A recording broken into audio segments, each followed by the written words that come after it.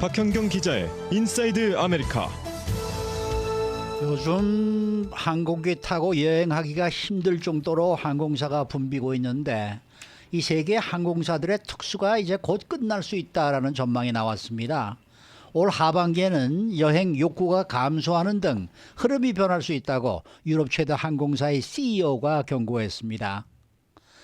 또 어제도 말씀을 드렸습니다마는 트위터가 전격적으로 로고를 교체했습니다. 그러자 전문가들 사이에서는 부정적인 평가가 더 많이 나오는 것으로 보입니다. 또 텍스트 기반의 소셜미디어 자리를 놓고 글로벌 업체 간의 경쟁이 치열해지고 있는데 페이스북 모에서 메타가 트위터와 비슷한 기능의 새로운 thread를 선보인 데 이어서 중국의 글로벌 숏폼 동영상 플랫폼인 틱톡도 텍스트 전용 기능을 출시했다는 소식입니다. 박현경 기자. 네, 안녕하십니까. 항공 여행에 관한 흐름이 올 하반기에 들어서 변할 수가 있다, 이런 소식이네요. 네, 그렇습니다. 항공사와 호텔 등 여행 산업이 코로나19 팬데믹 이후 기록적인 예약 또 수익을 누리면서 글로벌 경기 침체 우려를 비웃는 듯한 그런 분위기죠. 네. 그렇지만 그런 분위기가 반전될 수도 있겠습니다. 가파른 인플레이션과 오르는 금리 등으로 인해서 올해 하반기에는 항공 여행 욕구가 줄어들어 그 흐름이 변할 수 있다는 경고가 나온 것입니다. 네. 그 경고와 전망이 다름 아닌 항공업계 최고 경영자가 한 말이잖아요. 맞습니다. 그래서 더 의미가 큰 듯합니다. 네, 라이언에어 항공사의 최고 경영자 이 마이클 올릴리 CEO가 그런 언급을 했습니다. 네. 라이언에어는 저비용 항공사로 승객 수 기준으로는요, 네. 이 유럽 최대 항공사라고 합니다. 마이클 올릴리 CEO는 자사 웹사이트에 올린 동영상에서 이렇게 밝혔습니다. 우리는 거시 경제적 트렌드 영향과 관해 우려하고 있다라고요. 그러면서 올해 하반기에는 소비자 지출이 영향을 받을 수 있다고 말했는데요. 특히 인플레이션과 모기지 금리 상승이 그런 소비자 지출을 압박하고 있다고 했고요. 따라서 그런 승객 증가 목표를 달성하려면 항공권 가격을 낮출 필요가 있다고 강조했습니다. 그러면서도 경기 침체에는 승객들이 더 저렴한 요금을 찾아 나서기 때문에 라이언에어가 오히려 성장하는 경향이 있을 수도 있다고 덧붙이긴 네. 했습니다. 이런 발언은 이전 입장과는 좀 달라진 것이어서 눈에 띈다, 이런 얘기가 나오더라고요. 네, 작년 말만 하더라도요. 이 네. 올릴리 CEO는 유럽에 예상되는 경기 침체가 자사 비즈니스에 미칠 우려와 관련해서 과장이다 이렇게 일축했었습니다. 그런데 지금은 이제 우려스럽다고 한 겁니다. 더군다나 라이언에어가 올 2분기 수익이 작년 2분기와 비교했을 때 거의 4배에 달한다고 하는데 그렇게 기록했는데도 이렇게 발언했다는 게 그 전망이 좀 더 많이 조심스러워졌다는 그런 평가입니다. 네. 그러면 라이언에어뿐만 아니라 전 세계 항공사들의 이익은 어느 정도인가요? 그 다른 항공사들도 이익이 상당할 듯한데. 네, 이 국제항공운송협회가 지난달 전 세계 항공사들의 올해 순이익을 예상했는데요. 예. 순이익 예상치가 98억 달러입니다. 예. 이건 작년 12월 예측치의 배 이상에 달하는 수치입니다. 세계 항공사들은 2020에서 2022년 사이에 팬데믹으로 인해서 순손실을 기록했었죠. 네. 1,830억 달러 순손실 기록했는데 이제는 순익 전망이 배로 증가한 겁니다. 그런데 올 하반기엔 다시 여행 욕구가 줄어들면서 이렇게 세계 항공사들의 특수가 끝날 수 있다는 전망이 나와서 실제로 정말 항공 여행이 감소할지 지켜봐야겠습니다. 제가 5년 전에, 그러니까 팬데믹이 시작되기 전에 스페인을 다녀왔는데 그때 저가 항공사로 370불인가 왕복을 왕복에. 바르셀로나까지 갔던 기억이 있거든요. 와, 미국에서요? 예, 와, LA에서. 네. 그러니까 저가 항공사는 보통 큰 회사 항공사보다 값이 3분의 1 정도 수준인데 아니 어떻게 그렇게 싸게 받으면서도 운영이 됐다는 되고 거잖아요. 또 돈도 잘 벌고 있단 예. 말이에요. 그러면은 이 큰 항공사들 이 뭐 루프트한자니 무슨 대한항공이니 이런 회사들은 그렇게 비싸게 받으면서 왜 그렇게 그 아주 폭리를 취하고 있다는 그런 그러니까요. 얘기가 되는 겁니까? 전 이해가 좀 잘 안 될 때가 있어요. 네, 네. 네, 가격이 너무 좀 높은 게 아닌가. 좀 내릴 수도 있고 말이죠. 어느 네. 정도 형평을 저가 항공사로 이렇게 맞춰준다 그러면은 분명히 좋을 텐데 그게 이해가 잘 안 돼요. 심층 분석이 좀 있었으면 좋겠습니다. 특별히 취재해가지고요. 글쎄요. 네. 항공료 파헤치다 뭐 이런 기사가 나왔으면 네. 좋겠습니다.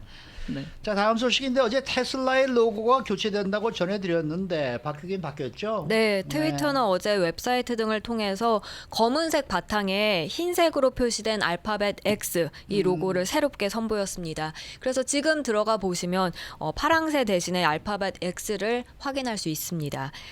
린다 야카리노 트위터 CEO는 대대적인 개편 작업을 진행 중이라면서 우리 변화에는 한계가 없다라고 밝혔습니다. 2006년 트위터 설립 이후에 줄곧 상징물로 자리 잡았던 이 파랑색 로고는 이제 역사 속으로 사라지고 X가 새 로고이자 브랜드명으로 본격적으로 사용하게 됐습니다. 네. 그런데 트위터가 이렇게 전격적으로 로고를 교체를 했는데요. 전문가들 사이에서는 의견이 좀 부정적이라고 해요. 네, 트위터 측의 이런 야심찬 비전 공개에도 불구하고 브랜드 전문가들 사이에선 비판적인 평가가 주류를 이루고 있습니다. 네. 트위터가 제품명을 바꾸기로 한 건 실수라는 건데요. 우선 이 로고 변경 등으로 인해서 트위터가 그동안 쌓아온 막대한 브랜드 가치가 고스란히 날아갈 것으로 전망됐습니다. 블룸버그 통신은 이 전문가와 브랜드 관련 기관 등을 인용해서 일론 머스크 결정이 40억 달러에서 200억 달러 가량 브랜드 가치를 날려버렸다고 지적했습니다. 그리고 브랜드 평가 컨설팅 업체 브랜든 파이낸스에 따르면 트위터 현재 브랜드 가치 약 40억 달러로 추산되고요. 밴더빌트 대학교는 150억에서 200억 달러 정도로 평가하고 있는데요. 참고로 브랜드 파이낸스가 평가한 페이스북 가치는 590억 불, 또 인스타그램 브랜드 가치는 474억 달러 수준입니다. 그렇게 한 브랜드 컨설팅 회사 팀장은 트위터가 전 세계적으로 그렇게 많은 가치를 확보하는데 15년 이상 걸렸다면서 이런 브랜드 이름으로서 트위터를 상실하는 건 상당한 재정적 타격이 될 것이라고 말했습니다. 제가 봐도 그 X 로고는 트위터의 성격과는 전혀 맞지도 않는 정말 뭐 이상하게 짝이 없는 그러한 로고인 것 같아요. 네. 근데 그 이전에도 트위터 외에 다른 글로벌 테크 업체들이 뭐 회사명을 종종 바꾸지 않았었습니까? 네, 아마 쉽게 떠오르는 회사들 있으실 겁니다. 네. 세계 최대 검색 엔진, 이 구글. 그렇죠. 2015년 지주에서 알파벳이라는 이름 아래 사업을 재편성했죠. 그런가 하면 또 세계 최대 소셜 미디어 페이스북도 2021년 사명을 메타로 바꾸면서 이미지 변신에 나섰고요.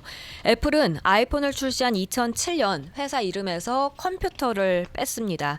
다만 이와 관련해 블룸버그 통신은 다른 테크 업체들의 경우 트위터와는 달리 사명 변경에도 불구하고 제품명은 유지했다는 점 꼽았습니다.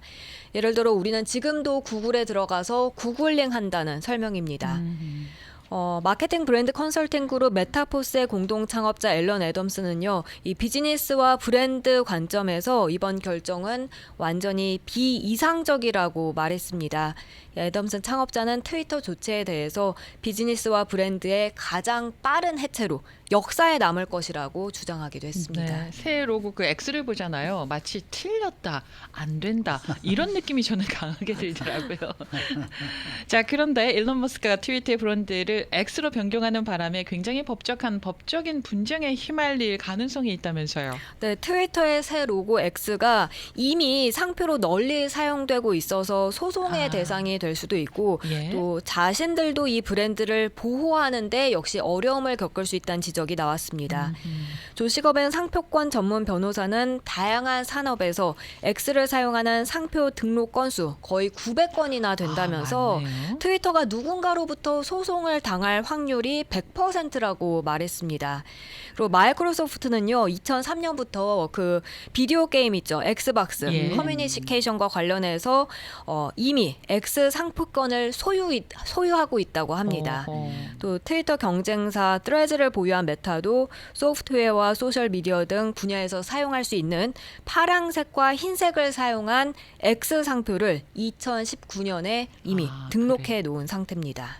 이런 가운데 텍스트 기반의 소셜 미디어 자리를 놓고 글로벌 업체 간의 경쟁이 아주 치열해지고 있다는 소식입니다. 네, 이 페이스북 모회사 메타가 트위터와 비슷한 새 SNS, 트레즈를 선보인 데 이어서 이번엔 틱톡도 텍스트 전용 그 기능을 출시했다는 소식입니다. 틱톡은 어제 트위터처럼 텍스트 전용의 게시물을 공유하는 기능을 출시한다 발표했는데요. 이제 틱톡은 짧은 그런 동영상으로 이용자를 끌어모은 소셜 미디어죠. 네. 그런데 여기에 텍스트만 공유할 수 있도록 한 기능을 새롭게 탑재시킨 겁니다. 이 기능은 트위터는 물론이고 지난 5일 출시된 트레즈와도 유사하다 하고요. 여기에 트위터는 물론 트레즈를 겨냥했다는 그런 해석입니다. 다만 틱톡은 인스타그램이 트레즈라는 별도의 새 소셜 미디어를 내놓은 것과는 달리 새로운 텍스트 전용 기능을 그 앱에 그냥 통합시킨 겁니다. 그렇게 틱톡은 이용자가 게시물에 배경색, 음악 등을 추가할 수 있게 해놔서 트위터나 트레즈보다도 오히려 시각적으로는 더 돋보이게 한다는 평가를 지금 받고 있습니다. 네. 네, 수고 많으셨습니다. 고맙습니다. 박현경 기자였습니다.